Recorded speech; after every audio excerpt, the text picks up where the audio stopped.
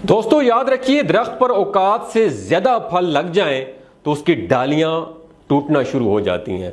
इसी तरह इंसान को औकात से ज्यादा मिल जाए तो वो रिश्तों को तोड़ना शुरू कर देता है। पता है उसका अंजाम क्या होता है? उसका अंजाम यही होता है कि आहिस्ता आहिस्ता दरख्त अपने फल से महरूम हो जाता है।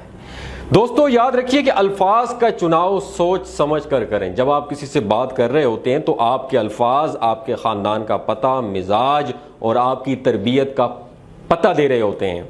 बच्चा बड़ा होकर समझता है कि अब्बा की लगाई गई पाबंदियां ठीक की थी, और इस तरह बंदा मरने के बाद समझ जाएगा कि उसके रब की पाबंदियां ठीक थी। जिंदगी कोई चाय का कप थोड़ी होती है कि एक चमचा शक्कर मिलाकर जायके की तलखी को दूर कर दिया जाए।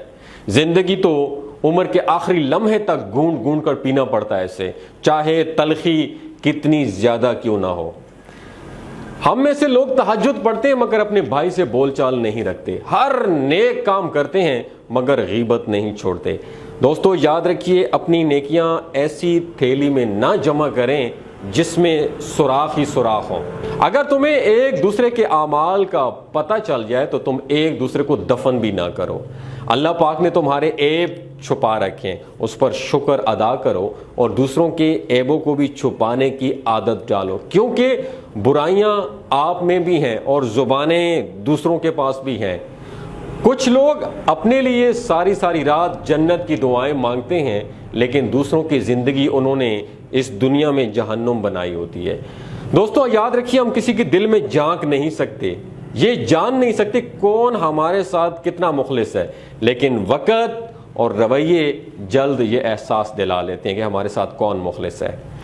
अपनी तरफ से भरपूर कोशिश कीजिए, सख्त मेहनत कीजिए, सही तरीका और जायज़ इख्तियार इस्तेमाल कीजिए, दुआ कीजिए, पुरुमीद रहिए और नतीजा अल्लाह ताला पे छोड़ दें। दोस्तों याद रखिए, जुबान दराज लोगों से डरने का कोई फायदा नहीं, वो तो सिर्फ शोर डालकर अपनी भड़ास निकालते हैं। लेकिन डरो उन लोगों से जो पी लेते हैं, सह जाते हैं, क्योंकि वो मामला अल्लाह के सुपुर्द कर देते हैं। दोस्तों वहाँ देर तो हो सकती है लेकिन अंधेर कभी भी नहीं। अगर आप परेशान हो रहे हैं कि हर चीज़ आपके हाथों से निकल रही है और हालात आपके मुआफिक नहीं, आपके अगेंस्ट हैं, तो एक दफ़ा उस दरख्त के बारे में ज़रूर सोचना जो एक एक करके अपने तमाम पत्ते खो देता है लेकिन फिर भी खड़ा रहता है, इस उम्मीद पर खड़ा देता है कि बहार के दिन आएंगे।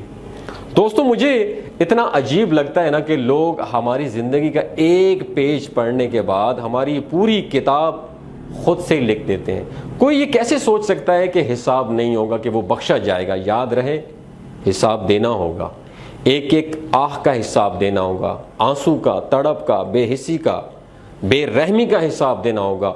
हुकूकुल्लाह के बाद दोस्तों याद रखिए, हुकूकुल इबाद का मामला भी बहुत सख्त है। अफसोस, सद अफसोस कि सभी लोग ये बात भुलाए बैठे हैं। सदका जारिया की नीयत से दोस्तों ये वीडियो, ये इन्फॉर्मेशन ज़रूर शेयर कीजिएगा और मुख्तलिफ ग्रुप्स में शेयर कीजिए। हो सकता है आपके शेयर किए गए ये चंद अल्फाज किसी की ज़िंदगी बदलने का ज़रिया बन जाए और आपके लिए उखरवी निजात का सबब बने। शुक्रिया।